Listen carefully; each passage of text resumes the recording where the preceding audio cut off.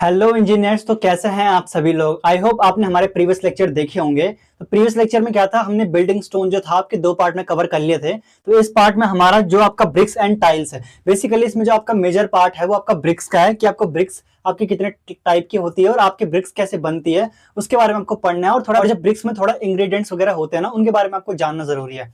तो इस वीडियो को स्टार्ट करने से पहले ना मैं यहाँ पे आपको कुछ कहना चाहूंगा। देखो, मैं ना आपसे ये करूंगा कि आपको ना कुछ आपको कोट्स दूंगा या फिर आपको कुछ ना कुछ ऐसे लाइंस बताऊंगा जो शायद आपके लिए आगे बहुत ज्यादा काम आ सकती है। तो आज का जो मेरा कोट ऑफ द डे है, कभी कभी क्या होता है कि 1% चांस आपके पास होता है और वो 1% चांस बहुत होता है आपके लिए। तो मैटर ये करता है कि आप उस 1% के बारे में क्या सोचते हो। जैसे कि आप सोच रहे हो कि मैं गवर्नमेंट जॉब में करूंगा आगे या फिर मैं प्राइवेट सेक्टर में करूंगा, तो शायद हो सकता है कि उसके बहुत कम चांस हो या फिर 1% से भी कम चांस हो सकता है कभी कभी कि आपके बहुत ज्यादा चांस हो। बट मैटर ये करता है कि आप उस चांस को कैसे लेते हो। आप पॉजिटिव वे में लेते हो या फिर नेगेटिव वे में। लेना है तो यार पॉजिटिव वे में लो, ताकि आपके लिए लाइफ में बहुत ज्यादा बेटर हो। तो यार यहाँ पे मैं यही कहना चाहूंगा कि जो भी यहाँ पे पढ़ाऊंगा ना, मैं उसको ऐसा मत सोचना कि यार आपको अगर ये समझ ही नहीं आ रहा है तो मैं कुछ नहीं कर पाऊंगा। यहाँ पे ना मैं सबसे इजी लैंग्वेज में आपको समझाऊंगा और ये आपके सारे पॉलिटेक्निक और बीटेक वाले स्टूडेंट के लिए सेम रहेगा, तो उसकी टेंशन आप मत लेना। बेसिक से समझाऊंगा, यहाँ पे कोई टेंशन नहीं है। और ये मेरा शायद हो सकता है कि लास्ट लेक्चर हो। अगर इस वीडियो पे ना मेरे को रिस्पांस नहीं आया अच्छा, तो इसके बाद ना मैं आपके थर्ड सेम के लिए बेसिक सर्वे का ट्राई करूंगा लेक्चर बनाने का। तो यहाँ पे आपका जो ब्रिक्स एंड टाइल्स है उसको हम यहाँ पे कवर करते हैं पूरा। यहाँ पे आपकी बहुत सारी चीजें पढ़ने के लिए, बट मेजोरिटी आपका ब्रिक्स का पार्ट है पढ़ने के लिए। तो यहाँ पे मैं सभी स्टूडेंट से एक ही बात कहना चाहूंगा, आपके कॉपी पेन लेके बैठ जाओ और जो जो यहाँ पे चीजें बताऊंगा ना, उन सब चीजों को आपको नोट डाउन करना है।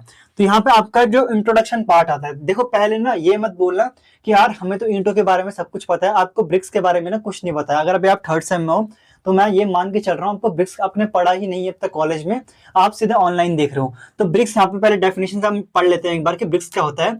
The artificial material of construction in the form of clay blocks of uniform shape and size are known as bricks. यानी कि यहाँ पे डेफिनेशन के अकॉर्डिंग यहाँ पे क्या लिखा हुआ है कि आर्टिफिशियल मटेरियल होता है हमारे कंस्ट्रक्शन के लिए।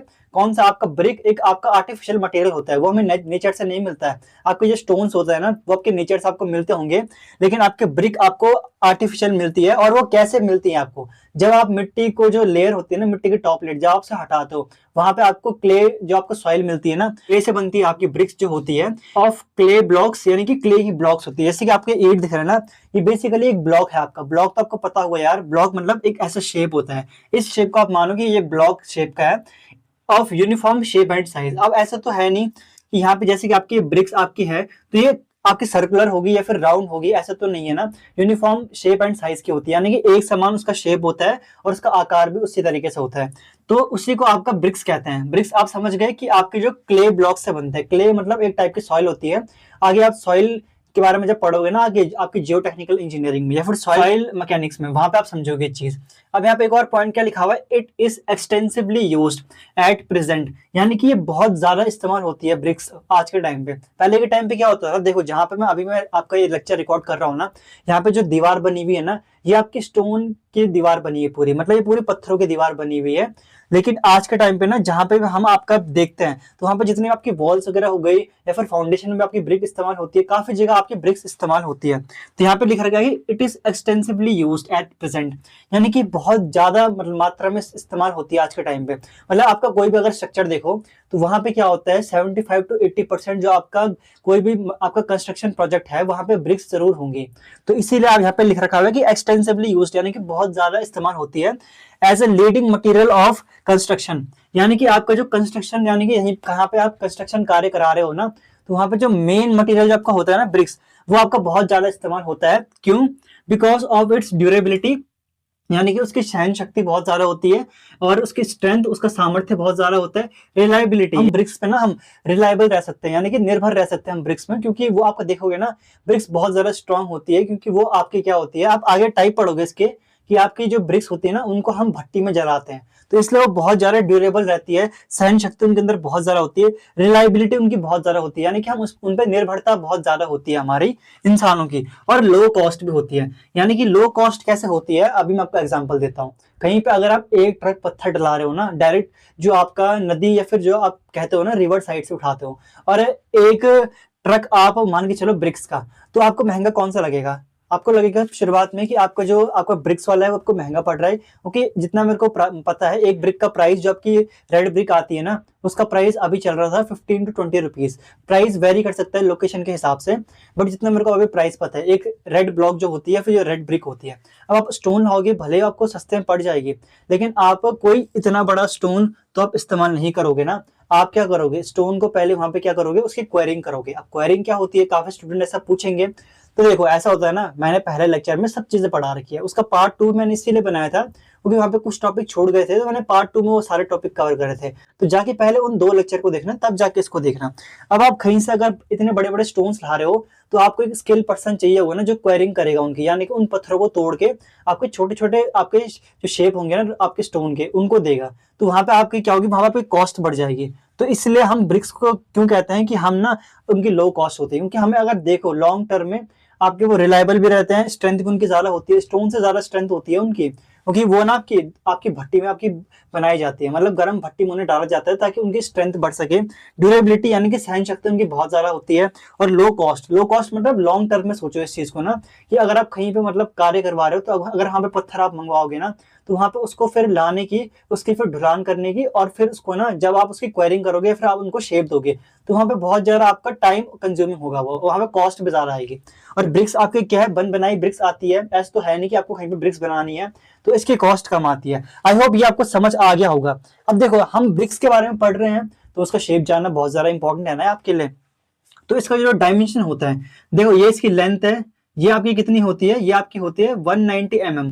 और अगर सेंटीमीटर में लिखोगे तो सेंटीमीटर में इसकी लेंथ कितनी होगी, 19 सेंटीमीटर। इसकी जो विड्थ होगी, यानी कि ये वाली जो इसकी ये होगी आपकी डायमेंशन, ये आपकी होगी आपकी 90 mm, यानी कि 9 सेंटीमीटर। और जो इसकी हाइट होगी ना, यहाँ पे लिख देता हूँ मैं, जो इसकी हाइट होगी ये वाली, जो इसकी हाइट होगी वो होगी आपकी 90 mm, तो वो भी आपकी 90 mm होगी। यानी कि इसकी जो डायमेंशन यहाँ पे होगी, मैं डायमेंशन यहाँ पे लिख देता हूँ, डायमेंशन शॉर्ट में लिख देता हूँ, dimension is equal to length into breadth into height.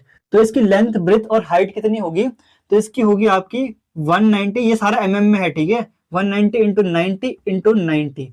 या फिर अगर आप इसे सेंटीमीटर में लिखना चाहो तो 19 centimetre into 9 centimetre into 9 centimetre. अब यहाँ पे एक ट्विस्ट क्या आता है, आपसे क्वेश्चन में पूछा जाता है, और याद रखना जो भी मैं आपको यहाँ पे पढ़ा रहा हूँ ना, इतना ध्यान रखो इस चीज को कि मैं आपको सिर्फ पॉलिटेक्निक के लिए नहीं पढ़ा रहा हूँ। कोई भी स्टूडेंट अगर सिर्फ ये सोच रहे हैं ना कि यहाँ पे सिर्फ पॉलिटेक्निक का पढ़ा रहे हैं, तो यार प्लीज आप वीडियो को ना स्किप करके जा सकते हो, क्योंकि मैं यहाँ पे मेरा टारगेट है कि आगे आप जब कॉम्पिटेटिव की तैयारी करोगे ना, आपका एसएससी जेई, स्टेट जेई, आपका डीडीए जेई, डिफरेंट टाइप की जेई है एग्जाम्स है, तो उनमें ना आपका डेटा वाले क्वेश्चन काफी पूछता है, तो आपको इनका डेटा याद होना चाहिए कि आपको जो आपकी डायमेंशन होती है आपकी ब्रिक की, वो कितना उसका स्टैंडर्ड साइज होता है।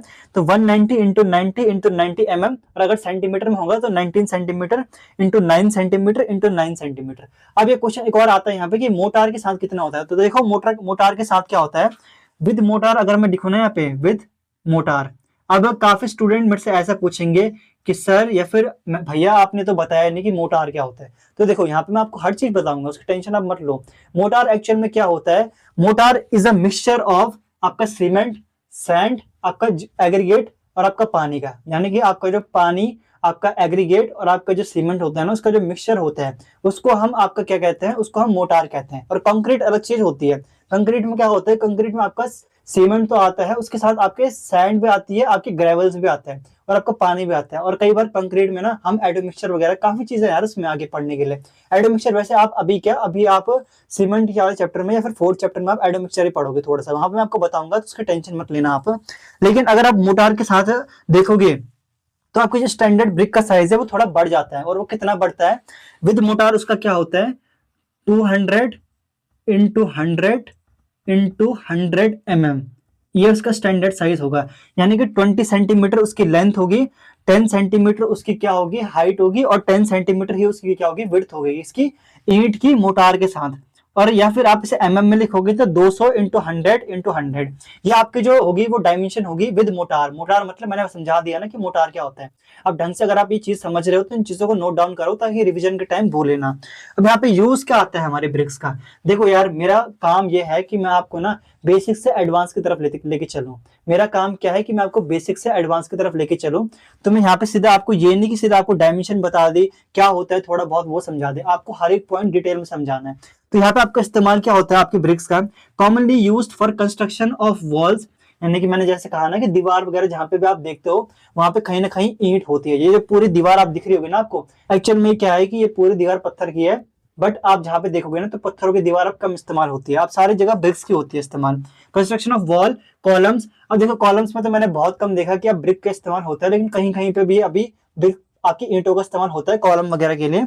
रूफ यानी कि छतों पे आपका इस्तेमाल होता है, और फाउंडेशन वगैरह पे और भी बहुत जगह एटसेट्रा आपकी बहुत जगह इस्तेमाल होती है। तो आई होप आपको ये चीज समझ आ गई होगी यहाँ पे जो जो मैंने अभी पढ़ा है। देखो ये आपका इंट्रोडक्शन पार्ट है आपकी ब्रिक का, अब इसके बाद आपको और डिटेल में पढ़ना है। तो यहाँ पे अभी आपको जो इंट्रोडक्शन वाला पार्ट है उसमें ईंट क्या होती है ये मैंने आपको बता दिया। इसके अलावा यहाँ पे उसका यूज क्या होता है, उसका साइज क्या होता है, डायमेंशन क्या होता है, वो मैंने आपको वहां पे बता दिया। यहाँ पे मैं थोड़ा इसको अलग से ऐसे कर देता हूँ ताकि आपको याद रहे। तो इसका डायमेंशन क्या होता है, विदाउट मोटार है ये, विदाउट मोटार, कई बार पेपर में पूछ लेता है कि मोटार के साथ, तो तब उस केस में आपका ये होगा आपका आंसर कि मोटार के साथ क्या होगा उसकी डायमेंशन। और देख लेना कि क्वेश्चन में ना एमएम में पूछा है कि सेंटीमीटर में पूछा है, अगर सेंटीमीटर में पूछा है तो बस एक एक जीरो कम कर देना, और अगर यहाँ पे आपको एमएम में पूछा होगा तो बस एक एक जीरो और बढ़ा देना, इतना सा सिंपल है। या तो फिर खुद कैलकुलेशन करके याद रख लो इनको कि आपका 190 इंटू 90 इंटू 90 विदाउट मोटार, और विद मोटार के साथ कितना होगा 200 इंटू 100 इंटू 100 mm। ये आपका सिंपल बेसिक है। इसके बाद क्या होगा आपको थोड़ा एडवांस चीजें मैं आपको पढ़ाऊंगा। तो यहाँ पे ना अभी फिलहाल के लिए आप इन सब चीजों को नोट डाउन करो कॉपी पेन में, या तो फिर ना वीडियो में पॉज करके इसका आप स्क्रीनशॉट ले सकते हो और बाद में से नोट डाउन कर सकते हो। तो चाहे तो इसको आप नोट डाउन कर लो अभी। अब आपका यहाँ पे जो नया टॉपिक है वो है आपका प्रॉपर्टीज ऑफ ब्रिक, यानी कि आपकी जो ब्रिक होती है उसकी हमें कुछ विशेषता या फिर गुण के बारे में पढ़ना पड़ेगा कि क्या क्या उनकी प्रॉपर्टीज होती है। तो यहाँ पे ज्यादा नहीं, यहाँ पे आपकी 6 प्रॉपर्टीज है, और उन प्रॉपर्टीज को पढ़ाने से पहले आपका एक लास्ट टॉपिक रह गया था इससे पहले कि जो आपका ब्रिक था ना, वो तो मैंने आपको उसका स्टैंडर्ड साइज बता दिया था, लेकिन उसके बारे में कुछ और चीजें आपको बतानी थी। पहले जल्दी से मैं उन चीजों को बता देता हूँ यहाँ पे। तो देखो जैसे कि आपको ये ब्रिक है ना, तो इसका जो आपको फेस दिखेगा, जैसे कि अगर मैं कोशिश करूँ कि ये आपकी कोई ब्रिक है मान लो, तो जो इसका ये वाला फेस है ना आपको यहाँ पे दिख रहा होगा, एक्चुअली मेरा माइक्रोफोन का बॉक्स है, तो इसका ये वाले पार्ट को हम स्ट्रेचर कहेंगे। जो आपका ये वाला पार्ट आपको दिख रहा होगा इसको हम हेडर कहेंगे। वही यहाँ पे मैंने लिखा हुआ है कि जो इस आगे फ्रंट वाला जो आपको दिखेगा ना, जो आपका साइड व्यू है एक तरीके से, जो आपको साइड से दिख रहा है, इसको हम स्ट्रेचर बोलेंगे। ये जो आपको यहाँ पे दिख रहा है इसको हम हेडर बोलेंगे। ये तो आपने समझ लिया कि हेडर और आपका स्ट्रेचर क्या होता है। अब जो हमारे टॉप व्यू है ना किसी भी ब्रिक का, इसमें आपका एक तरीके से आपका एक डिजाइन दिया हुआ होता है, जैसे कि यहाँ पे आपको दिख रहा होगा ना, यहाँ पे एक डिजाइन आपको दे रखा है, तो इसको हम फ्रॉग कहते हैं। कभी आपने ब्रिक देखी है तो वहां पे ना डिफरेंट टाइप के आपके टॉप पे ब्रांड के वो होते हैं, जैसे कि कहीं पे गगन लिखा हुआ होता है, कहीं पे राज लिखा हुआ होता है। तो वैसे ही यहाँ पे एक टाइप का डिप्रेशन होता है। डिप्रेशन मतलब क्या होता है, एक टाइप का थोड़ा गहरा टाइप का आपका होता है। जैसे आपका ब्रिक है ना, इसके थोड़ा यहाँ पे एक गहरी टाइप की कुछ आपका डिजाइन बना होगा, उसको हमारा फ्रॉग कहते हैं। 3 चीज समझ गए, पहला आपका हेडर जो आपका ये वाला पोर्शन है, आपका स्ट्रेचर जो आपका ये वाला साइड वाला है, और आपका जो टॉप में एक आपका डिजाइन टाइप का होता है, डिप्रेशन होता है बेसिकली। वो डिप्रेशन का मतलब क्या है कि वहां पे थोड़ा सा वहां पे डेप्थ में कुछ आपका डिजाइन करा हुआ होता है, तो उसको हम फ्रॉग कहते हैं। अब जो आपका यहाँ पे जो आपका ये फ्रॉग दे रखा है ना, इसके आपको डायमेंशन याद रखना थोड़ा जरूरी है। ये कॉलेज लेवल पर नहीं पूछेगा, ये आपसे कॉम्पिटेटिव में पूछेगा, जैसे कि आपके जेई एग्जाम में पूछेगा। तो इसकी डायमेंशन क्या है, इसके मैं डायमेंशन देता हूँ आपके फ्रॉग की। वैसे ये ना डिफरेंट डिफरेंट होती है, मतलब ऐसा जरूरी नहीं है। फ्रॉग की डायमेंशन ना हर चीज में अलग होती है। जैसे कि आपकी कुछ ब्रिक्स होती है वहां पे फ्रॉग की अलग डायमेंशन होती है अलग ब्रिक्स में, लेकिन जो स्टैंडर्ड साइज है वो तो सेम रहेगा, 19 बाई 9 या फिर 190 इंटू 90 इंटू 90, वो तो सेम रहेगा, लेकिन इसका थोड़ा डिफरेंट होता है। तो यहाँ पे अभी जो मैं आप यहाँ पे मेजरमेंट ले रहा हूँ वो आपकी क्या है, 9:4:1, यानी कि यहाँ पे 9:4:1 क्या है, यहाँ पे 9 इसकी लेंथ है, इसके आपके फ्रॉक की, इसकी जो आपकी विड्थ है वो है आपकी कितनी, ब्रेथ आपकी 4 सेंटीमीटर है। या फिर अगर आप इसे एमएम में लोगे तो यहाँ पे 90 mm into 40 mm into 10 centimetre, या फिर यहाँ पे आप जो आपकी यहाँ पे डेप्थ है ना उसको मैं 1 सेंटीमीटर लिख रहा हूँ, और ये सारे किस में है, सेंटीमीटर में आपके। तो यहाँ पे देख लो जो आपकी डेप्थ है ना, वो मैं आपको अभी एक्चुअल में 3D में तो दिखा नहीं पाऊंगा, लेकिन यहाँ पे आप समझ जाओ कि ये इसकी लेंथ है, जो आपका फ्रॉग है उसकी जो लेंथ है वो है 9 सेंटीमीटर यानी कि 90 mm। उसकी जो यहाँ पे विड्थ है वो है 4 सेंटीमीटर यानी कि 40 mm। और यहाँ पे जो इसका डेप्थ है, यानी कि आपको कहीं पर अगर जैसे ब्रिक है ना, तो इसकी जो अंदर की ये डेप्थ है जो जिसको मैं डिप्रेशन कह रहा हूँ, वो आपकी कितनी है, वो आपकी 1 सेंटीमीटर है यानी कि 10 mm। mm में लिखो या फिर सेंटीमीटर में लिखो। तो ये आपका बेसिक डेटा था, ये मैंने आपको बता दिया। शायद मैंने यहाँ पे कुछ इंपॉर्टेंट मिटा दिया। स्ट्रेचर ये मैं लिख देता हूँ, आप इनको ना नोट कर लेना। और जो यहाँ पे इसका फ्रॉक का जो डायमेंशन होता है, फ्रॉक का डायमेंशन कितना होता है, 99 into 4 into 1 centimetre, length into breadth into height. मैं यहाँ पे लिख देता हूँ, यहाँ पे आप हाइट नहीं, यहाँ पे डेप्थ लिखेंगे एक्चुअल में, क्योंकि वो डेप्थ मतलब गहराई पे नाप रहे हैं ना, समझा, हाइट भी कह सकते हैं बट यहाँ पे हम डेप्थ कह रहे हैं उसे। तो ये आपके फ्रॉक की डायमेंशन है। अब मैंने क्यों कहा कि फ्रॉक की डायमेंशन डिफरेंट डिफरेंट होती है, क्योंकि डिफरेंट डिफरेंट जैसे ब्रांड होते हैं ना, तो वो अपने अकॉर्डिंग आपका जो फ्रॉक है उसकी डायमेंशन करते हैं, पर रहता ज्यादा केसेस में आपका यही है 9 into 4 into 1 centimetre. I hope आपको इतना समझ आ गया होगा इजी लैंग्वेज में। तो यहाँ पे अब मैं इसको इरेज कर देता हूँ जो फालतू का है। यहाँ पे जो प्रॉपर्टीज ऑफ आपकी जो गुड ब्रिक अर्थ है, यानी कि जो हमें आपकी ब्रिक बनाते हैं ना, जो हम क्ले से बनाते हैं, उसकी क्या क्या विशेषता होनी चाहिए उसके बारे में हम थोड़ा पढ़ लेते हैं। तो पहला पॉइंट क्या है, it must B homogeneous. It must B homogeneous का मतलब क्या है कि वो एक समान होनी चाहिए पूरी ब्रिक में। ऐसा नहीं है कि कहीं पे उसकी थिकनेस बहुत ज्यादा है, या फिर कहीं पे ना उसका मतलब हाइट अलग है और जगह पे उसकी हाइट डिफरेंट है, या फिर थिकनेस डिफरेंट है। तो होमोजीनस का मतलब आप समझ गए कि एक समान। दूसरा पॉइंट क्या है कि all the ingredients should be in proper proportion, यानी कि जो भी आपके इंग्रेडिएंट्स आपके होंगे ना, जैसे कि आपके different different alumina, clay, silica, जो भी आपके इंग्रेडिएंट्स होते हैं, तो वो आपके क्या होंगे, उचित अनुपात में या फिर प्रॉपर प्रोपोर्शन में होने चाहिए। इस पॉइंट को ना आप जरूर से नोट डाउन करना, इन सभी पॉइंट्स को। थर्ड पॉइंट क्या है कि it must be free from pebbles and lumps, यानी कि उसमें कोई भी कंकड़ नहीं होनी चाहिए। आपके ईंट में कभी आप देखते हो ना, आपको ईंट में पत्थर वगैरह नहीं दिखते होंगे, या फिर कंकड़ नहीं दिखते। और लम्प्स मतलब जो होते हैं ना, जैसे आप गांठ कहते हो ना, गांठ, लम्प्स उन्हें कहते हैं। जैसे कि आप सीमेंट पढ़ोगे तो सीमेंट में भी जब टेस्टिंग करते हैं ना, तो वहाँ पे लम्प्स नहीं बननी चाहिए। तो सेम यहाँ पे भी क्या है कि आपकी जो ब्रिक है उनमें लम्प्स नहीं होनी चाहिए। लम्प्स मतलब क्या होता है, इस टाइप का कुछ आपका वो होता है, मतलब इसे हम गांठ कहते हैं। जैसे कि आपके कोई पार्टिकल्स होते हैं ना, वो बहुत ज्यादा एक टाइप से आपके गुच्छे फॉर्म में बन जाते हैं, तो उन्हीं को आपका लम्प्स कहते हैं। चौथा पॉइंट यहाँ पे क्या लिखा हुआ है कि it should not contain vegetable and organic matter. देखो ये तो आपका सॉइल मैकेनिक्स में भी मैंने पढ़ाया था कि जो आपका ब्रिक्स है ना, या फिर कोई भी आपकी मिट्टी है जहां से आप निकाल रहे हो, वहां पे ना वेजिटेबल एंड ऑर्गेनिक मैटर नहीं होना चाहिए। वेजिटेबल मतलब वहां पे ना आपके कोई फल सब्जी के छिलके नहीं होने चाहिए, और वहां पे कोई ऑर्गेनिक मैटर नहीं होना चाहिए। ऑर्गेनिक मैटर आपको पता है क्या होता है, आगे आप वाटर सप्लाई वाला सब्जेक्ट पढ़ोगे तो वहां पे पढ़ोगे आप ऑर्गेनिक मैटर एक्चुअल में क्या होता है, बट मैं बता देता हूँ, जो ह्यूमन वेस्ट होता है ना, उसी को हमारा ऑर्गेनिक मैटर कहते हैं। तो वो नहीं होना चाहिए उस सॉइल के आसपास या फिर उस सॉइल पे। आपका जो लास्ट पॉइंट यहाँ पे क्या है कि it should have enough resistance to fire, यानी कि वही सेम पॉइंट है आपका कि आपका जो आपकी ब्रिक है ना, रेजिस्टेंस होना चाहिए आपके ब्रिक के अंदर। रेजिस्टेंस का मतलब क्या है कि वो जो फायर है ना, उसका अच्छा विरोध करना चाहिए। ये नहीं कि उसके अंदर आपकी फायर कैच कर ली आराम से, या फिर वो आपके फायर से डैमेज हो रहा है, तो ऐसा आपकी ब्रिक नहीं होनी चाहिए। वो अच्छा रेजिस्टेंस शो करना चाहिए, विरोध करने की क्षमता होती है ना रेजिस्टेंस, वो आपके ब्रिक का हाई होना चाहिए। सेम यही पॉइंट आपको यहाँ पे कहना चाह रहा है। तो आई होप आपको ये 6 पॉइंट क्लियर हो गए होंगे।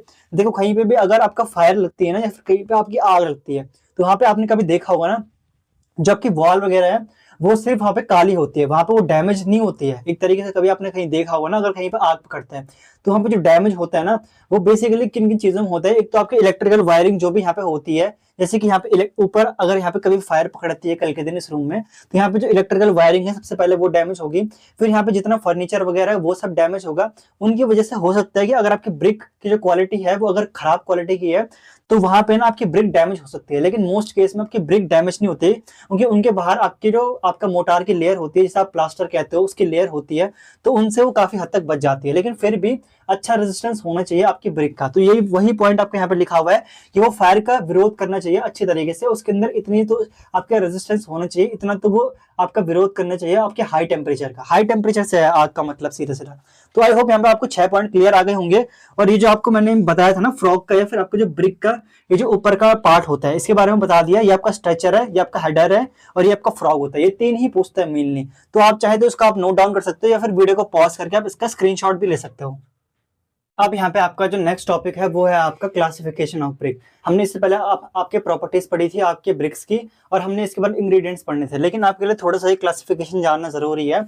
और मैं बता दूं कि ये आपके कॉलेज में अगर आपसे पूछता है क्लासिफिकेशन, तो आपको ये वाला क्लासिफिकेशन नहीं करना है। मैं इसका रीजन बता रहा हूँ आपको कि जो ये वाला क्लासिफिकेशन है ना, जो आपको अभी पढ़ाऊंगा, ये आपका कॉम्पिटिटिव में बहुत ज्यादा काम आता है। अगर आपके कॉलेज लेवल पे आएगा ना, तो ये ऐसा नहीं आएगा। आपकी बुक्स में कहीं नहीं दे रखा होगा कि आपका मॉड्यूलर ब्रिक्स क्या होता है और आपके ट्रेडिशनल ब्रिक्स क्या होते हैं। ये आपके कहीं भी बुक्स में नहीं दे रखा है कॉलेज में, लेकिन कॉम्पिटिटिव में इसका हाई वेटेज है। तो यहाँ पे मेरा फर्ज है कि आपको ये सब चीजें पढ़ाना है यहाँ पे। तो देखो यहाँ पे 2 टाइप की ब्रिक्स होती है। क्लासिफिकेशन ऑफ ब्रिक्स में आपकी 2 टाइप्स की ब्रिक होती है। एक तो आपकी हो गई मॉड्यूलर ब्रिक, और एक आप क्या आती है ट्रेडिशनल ब्रिक। अब देखो मॉड्यूलर और ट्रेडिशनल में क्या अंतर है, मतलब दोनों है तो ब्रिक्स ही, बस यहाँ पे क्या होगा, साइज में तो अंदर होगा। इसीलिए मैंने कहा जो ये वाला क्लासिफिकेशन है ये आपके साइज के बेसिस पे है। अब जो आपका मॉड्यूलर ब्रिक्स है, यानी कि आपकी जो नॉर्मल ब्रिक्स जो होती है ना, जो आपकी एक रेड ब्रिक होती है, उसका जो साइज होता है वो साइज फिक्स्ड होता है नेशनल लेवल पे। अब नेशनल लेवल पे जो साइज फिक्स्ड होता है उसको हम मॉड्यूलर ब्रिक्स कहते हैं, और उसका साइज कितना होता है 190 इंटू 90 इंटू 90 mm, जो इससे पहले मैंने आपको समझाया होगा ना, वही सेम आपका मॉड्यूलर ब्रिक्स होती है। लेकिन आपकी ट्रेडिशनल में क्या अंतर है, ट्रेडिशनल ब्रिक्स में आपकी क्या अंतर है, इसका साइज देखो आप, इसका साइज इससे काफी ज्यादा है, 230 mm into 114 mm into 76 mm। तो यहाँ पे देखो इसका साइज ना अलग है, और यहाँ पे क्या लिखा हुआ मैंने, इट कैन वेरी, मतलब ये जो आपका ट्रेडिशनल ब्रिक है ना, इसका जो साइज होता है वो फिक्स किया जाता है स्टेट लेवल पे, यानी कि आपका यूपी में अलग साइज की आपकी ब्रिक्स होगी, आपकी बिहार में अलग होगी, झारखंड में अलग होगी, ऐसे आपकी डिफरेंट डिफरेंट जो स्टेट्स है वहां पे आपकी जो ब्रिक का साइज होगा वो अंतर आएगा उनमें, या फिर डिफरेंट होगा, इसलिए लिखा हुआ है कि इट कैन वेरी। तो यहाँ पे अगर मैं बताऊं तो जो आपका ब्रिक का एक जो शेप होता है, ट्रेडिशनल ब्रिक का मैं शेप बताऊं अगर, तो ये आपकी ब्रिक का शेप है ना, जैसे कि आपके मान के चलो ये आपकी ब्रिक का शेप है। तो यहाँ पे क्या होगा, यहाँ पे जैसे मैं बना लिया मैंने, थोड़ा रफली फिगर है बट आप आइडिया ले लेना कि यहाँ पे जैसे कि 190 इंटू 90 इंटू 90 होता है ना, यहाँ पे डिफरेंट होगा। यहाँ पे क्या होगा, इसकी जो लेंथ होगी वो 230 होगी यहाँ तक। इसके अलावा इसकी जो आपकी ब्रेथ होगी ना वो कितनी होगी, वो होगी आपकी 114 mm, 114 mm। और आपकी जो डेप्थ होगी, डेप्थ आके ये वाली वो कितनी होगी, वो होगी 76 mm। अब मैंने यही नंबर क्यों लिया है यहाँ पे, क्योंकि इसके आसपास, मतलब ये एक टाइप से आपका स्टैंडर्ड मान लो कि इसके आसपास जो आपकी ब्रिक्स होती है ना, लगभग इसी के आसपास उनका साइज होता है। तो ये आपकी ट्रेडिशनल ब्रिक का साइज है, और आपकी जो मॉड्यूलर ब्रिक्स है, यानी कि जो आपकी होती है, जो आपकी बड़े बड़े कंस्ट्रक्शन में इस्तेमाल होती है, वो आपकी जो ब्रिक का साइज है वो मैंने आपको बता रखा है 190 इंटू 90 इंटू 90 mm। तो यहाँ पे ना अंतर क्या आता है, मतलब हम जो आपके बड़े कंस्ट्रक्शन प्रोजेक्ट है वहां पे हम आपके ये दो ब्रिक्स में से आपके मॉड्यूलर ब्रिक्स क्यों इस्तेमाल करते हैं। हम जहां पे भी काम करते हैं ना गवर्नमेंट प्रोजेक्ट में या फिर प्राइवेट में भी करते हैं, तो आज के टाइम पे क्या होता है कि हम आपका मॉड्यूलर ब्रिक्स जो होती है जिसका साइज आपको पे दे रखा है ना, उन्हीं को हम इस्तेमाल करते हैं। इसका रीजन पता क्या होता है, अगर आपके कहीं पे कंस्ट्रक्शन में जरा सा भी आपका थोड़ा सा भी अगर डिफरेंस आता है, यानी कि आपका अगर आप जैसे घर वगैरह का काम करा रहे हो ना, वहां पे अगर आपकी कॉस्ट लगनी थी 10 लाख लेकिन आपके आगे 15 लाख, तो उसको आप मैनेज कर सकते हो। लेकिन अगर गवर्नमेंट प्रोजेक्ट में आपका मान लो 4 करोड़ का प्रोजेक्ट है और वहां पे आपकी 4.5 करोड़ आपकी टोटल जो अमाउंट है वो आपकी लगी, तो इसमें ना एक पूरी ऑडिट बैठती है, मतलब एक पूरी टेस्टिंग टीम होती है जो पता करती है कि कहाँ पे क्या गड़बड़ हुई है या फिर कहाँ पे आपका जो पैसा है वो एक्स्ट्रा लगा है। क्योंकि ये जो प्रोसेस होती है ना, आगे आप एस्टिमेशन एंड कॉस्टिंग पढ़ोगे, वहां पे आपका टेंडरिंग की प्रोसेस होती है, मतलब बड़ी बड़ी कंपनीज को टेंडर जारी करना होता है कि हम इस प्रोजेक्ट को करेंगे इतने प्राइस में। तो वहां पे अगर वो अपने प्राइस से ना मतलब ज्यादा दिखाते हैं कि हमारा ज्यादा ही लागत आई, तो वहां पे पूरा मतलब यार समझ लो पूरी एक कमेटी बैठती है कि तुम्हारा इतना कंस्ट्रक्शन का काम कैसे बढ़ गया। जबकि हमारा जो पहले वाला टेंडर भरा था ना बड़ी कंपनियों ने, तो उन्होंने तो इतना कहा था कि इतने में काम होगा, तो तुम्हारा 4.5 करोड़ में कैसे आया काम। तो वहां पे पूरा यार अगर 1 सेंटीमीटर का भी डिफरेंस आ गया ना, तो पूरी एक डिटेल लिस्ट बनती है कि क्या कहाँ पे क्या चेंजेस हुए या फिर क्या गलतियों की वजह से हमारी कॉस्ट बढ़ी, तो उसका खामियाजा भुगतना पड़ता है। इसीलिए हम क्या करते हैं, हम जब डिटेल वर्क करते हैं ना, तो या फिर कोई बड़ा प्रोजेक्ट करते हैं, तो वहाँ पे मॉड्यूलर ब्रिक्स जो होती है जिनका साइज यहाँ पे दे रखा है उन्हीं को इस्तेमाल करते हैं, ट्रेडिशनल को नहीं करते हम। ट्रेडिशनल को जैसे कि अगर आप घर बनाने के लिए करते हो ना, वहां पे आप इनका इस्तेमाल कर सकते हो कि डिफरेंट स्टेट में डिफरेंट साइज की होंगी, तो इसलिए आप इनका इस्तेमाल कर सकते हो। बट जबकि बड़े कंस्ट्रक्शन प्रोजेक्ट है वहां पे आपका मॉड्यूलर ब्रिक्स ही इस्तेमाल होंगी। तो आई होप ये पॉइंट आपको क्लियर हो गया होगा। अब यहाँ पे कुछ पॉइंट्स दे रखे हैं, देखो यहाँ पे मैंने सारे रेड और ब्लैक मार्कर से लिखे हुए ताकि आपको पढ़ने में आसानी हो।